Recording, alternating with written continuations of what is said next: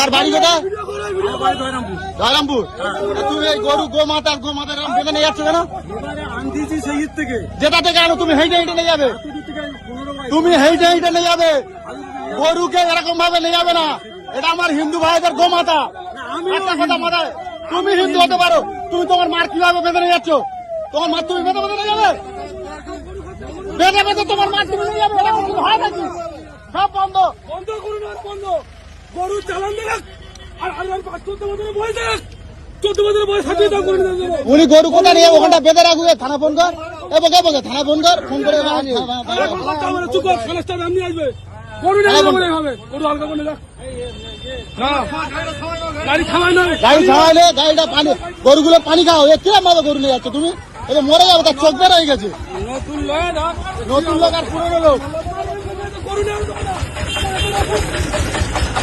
আসুন, আসুন, ভিডিও কর, ভিডিও কর, গোমাতার কিরম ভাবে নিয়ে যাচ্ছে না?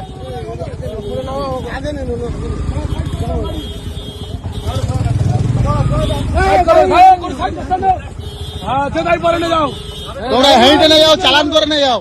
কত দোষ শুধু সব সব মেলার ভারতের সংবিধান দেখাচ্ছে, মা বেঁধে যাচ্ছে, কি অবস্থা নিয়ে যাচ্ছে, মানুষ নিয়ে যাচ্ছে এইভাবে।